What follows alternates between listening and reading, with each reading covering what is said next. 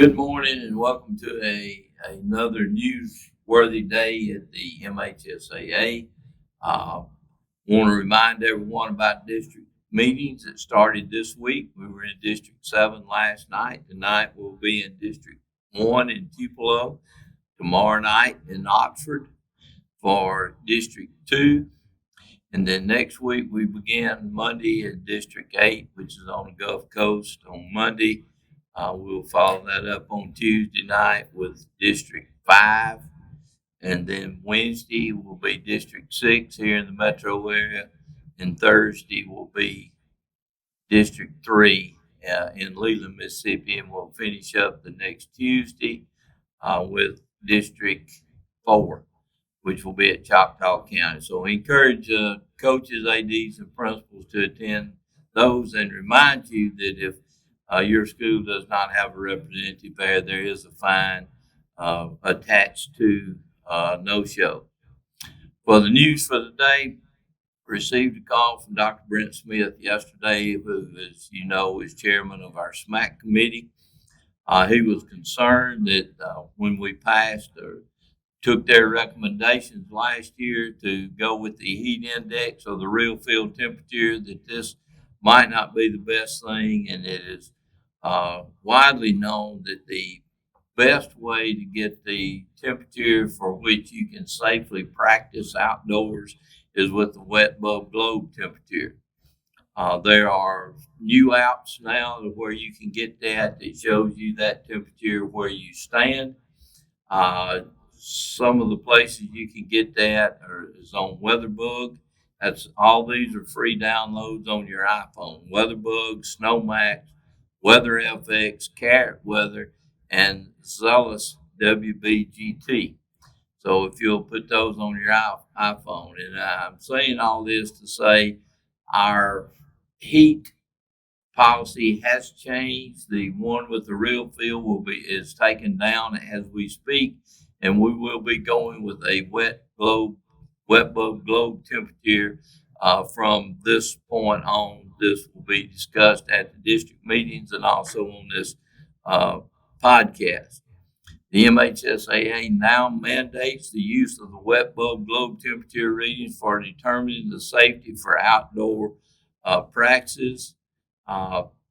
This is one of the reasons why. Thermometers measure simply the temperature of the air that comes into contact with the sensor. The heat index is slightly better. It takes into account humidity and the air temperature, but it's calculated in a shaded area.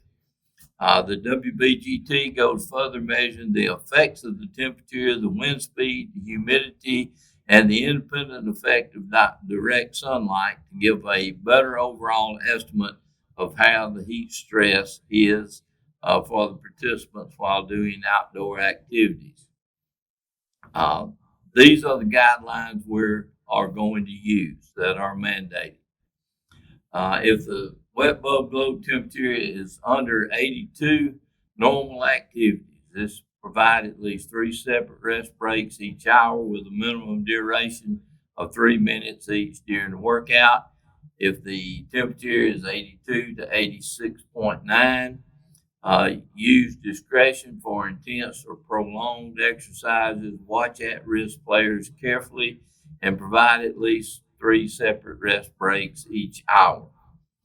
87 to 89.9, the maximum practice time is 2 hours when it reaches this temperature. For football, players are restricted to helmets, shoulder pads, and shorts during practice, and all protective equipment must be removed during conditioning activities. I want to add to that now, make sure that we are following our guidelines for the beginning of practice, with the first 5 days being in only shorts and helmets, the next 5 days in helmets and shoulder pads, and then and only then can we go to full pads. But this will carry us on throughout the season. Temperature reaches 90 to 92.0.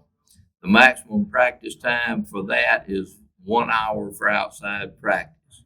And then in football, no protective equipment can be worn during practice, and there may be no conditioning activities. If the temperature of the wet bulb globe temperature reaches over 92.0, no outdoor workouts at all. Delay practice until a cooler WBGT level is reached. I know all this is new to us. Went over this last night at the District 7 meeting. Have called states out west where the air temperature is 115 to 117 degrees. And we also, well, they don't have the humidity we do. That is true, they don't, but 115 degrees is hot.